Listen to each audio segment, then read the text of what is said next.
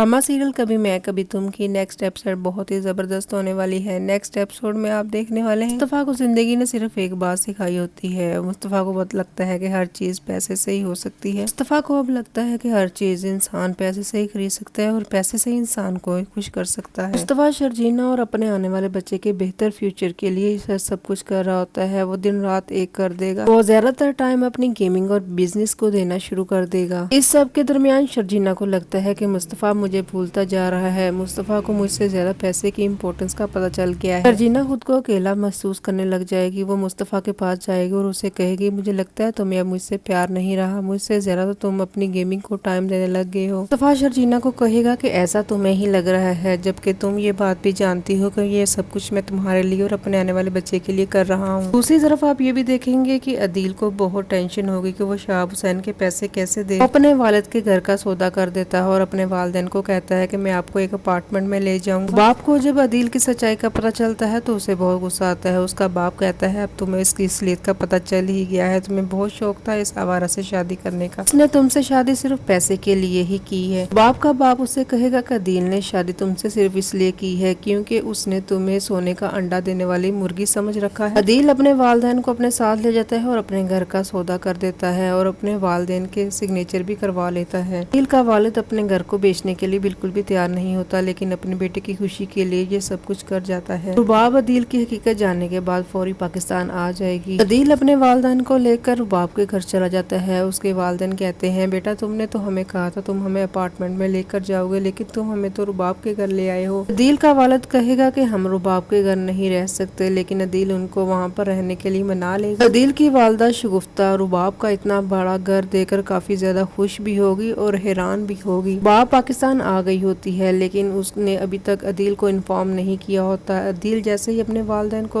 रुबाब के घर लेकर जाता है तो वहीं पर रुबाब को देखता है। वो रुबाब से कहेगा कि तुमने पाकिस्तान आकर मुझे इन्फॉर्म नहीं किया। वो उसे कहेगी कि मैंने ये जरूरी नहीं समझा। अदील अपने पेरेंट्स को रुबाब के घर ले आया। रुबाब को ये अदील की हरकत बिल्कुल भी पसंद नहीं आती। वो अदील को अपने पास बुलाती है और उसे कहती है, जब तुम्हारे वालिद की तबीयत खराब हुई थी तो मैं वहाँ कुछ दिन रह आई और ये मेरा घर है, कोई यतीम खाना नहीं है जो तुम अपने पेरेंट्स को यहाँ पर ले आए हो। जब रुबाब अदील से ये सारी बातें कर रही होगी तो शगुफ्ता भी वहीं पर होगी और सारी बातें सुन लेगी। मतलब अदील की माँ वहीं पर होगी और सारा कुछ सुन लेती है। रुबाब की हकीकत भी शगुफ्ता के सामने आ जाती है। उसे पता चल जाता है कि रुबाब की असलियत क्या है। अगर मेरी वीडियो अच्छी लगी हो तो मेरे चैनल पर आने वाले नए लोग मेरे चैनल को सब्सक्राइब कर लें और बेल आइकन के बटन को भी प्रेस कर